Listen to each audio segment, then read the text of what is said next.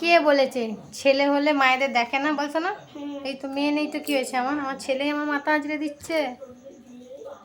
আবার কি ওই চিরুনিতে হবে না তো বাবা, হয়ে যাবে, দেখো না। হয়ে যাবে? হুম। কি হয়েছে, মাথায় অনেক খুশকি হয়েছে? হুম। বড় চিরুনি আনতে হতো। বড় এটাতে হবে না বাবা। হয়তো এগুলো হয়, এগুলো দিয়ে বেরোয় বেশি। এগুলো দিয়ে বেরোবে না, এই চিরুনিটা নাও না, এটা দিয়ে দাও। দেখেছো, ছেলেরাও মায়েদের দেখে।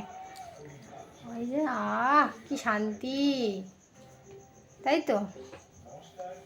আর আমি তাহলে বড় থাকতাম তাহলে একটা ছুটি বেঁধে দিতাম ছুটি বেঁধে দিতে কাকে? তোমাকে। এখানে এখন বাঁধতে পারবে না?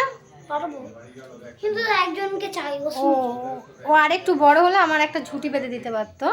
ও একা একা পারছে না, আর একটু বড় হোক তাহলে আমাকে একটা ছুটি অস্মিকে লাগলে আমি ছুটিটা হয়ে যেত। আচ্ছা চলো, আমার ছেলে এখন আমার মাথা আজড়ে দিচ্ছে। আর বাবা সবাইকে গুড নাইট বলে দাও। Good night. শুভরাত্রি। হুম। সবাই সুস্থ থেকো, ভালো থেকো। আর আমার ছেলে এখন আমার মাথাটা আঁচড়ে দিচ্ছে, ভালোই লাগছে বেশ।